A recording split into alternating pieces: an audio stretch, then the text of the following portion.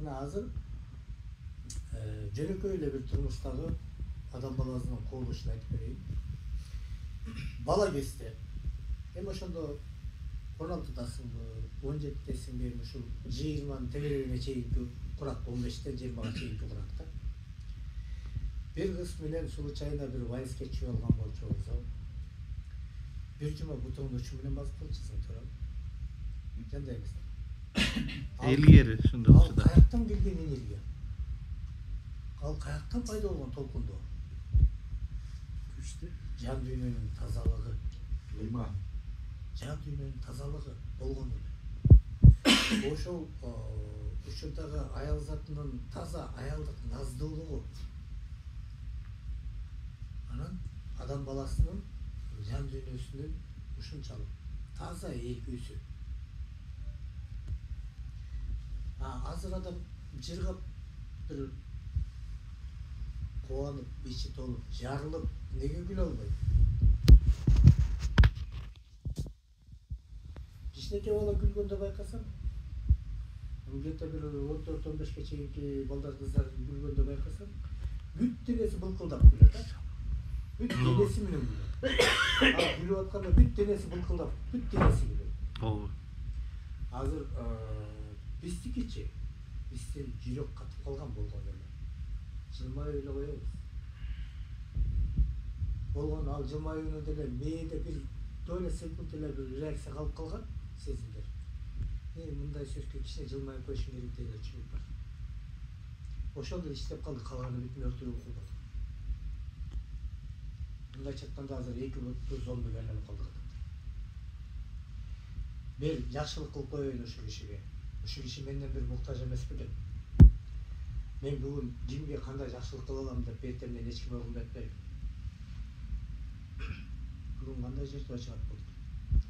Кимдин кулагын чыгып кетсем деген адам болот. Пайдасын издеген адам болот. Рызкыны берүүчү Кудай болсо да. Анда эмнеге биз айнып болуп атабыз? Жыргап эле жашай бербейбиз.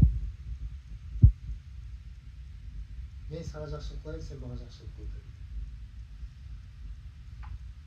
Карабыз.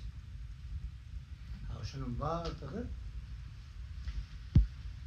материалдык дүйнөгө кирип кеткен.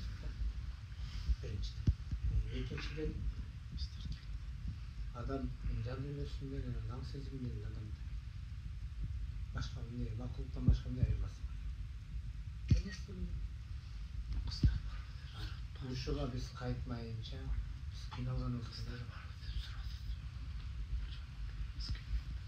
Биз жөн эле жакшылык кылган үйрөнүшүбүз керек. Жакшылыктан рахат алган үйрөнүшүбүз керек. Адамдарга жакшылык жасап рахат алышыбыз керек. Ошодон жан дүйнөнү тазартышыбыз керек. Бизде динде деле айтып атпайбы? Садага бер, кайрымдуулук кыл, жүрөгүң тазаланат деп атат. Муну мен ойлоп тапкан жокмун. Бага чейинки аалымдар, акылдуулар айтып атат. Жүрөгүң тазалагың келеби? Бер садага деп атат. Мына 5 бал мусулманга келген Пакистан мыйзамда деле айтып атпайбы? Биринчи Кудайды жүрөгүң менен тааны деп атат. Бүт денең менен кабыл ал деп атат. Экинчи намаз окуу, ажы бар деген жери жок. Садага бер. Кайрымдуулук кыл. Эмнеге? Эгерде сен жүрөгүң менен тааныган болсоң, бүт денең менен кабыл алган болсоң, анда сен ошол ишке бара аласың деген сөз. Анан намаз оку. Себеп сен пендесиң.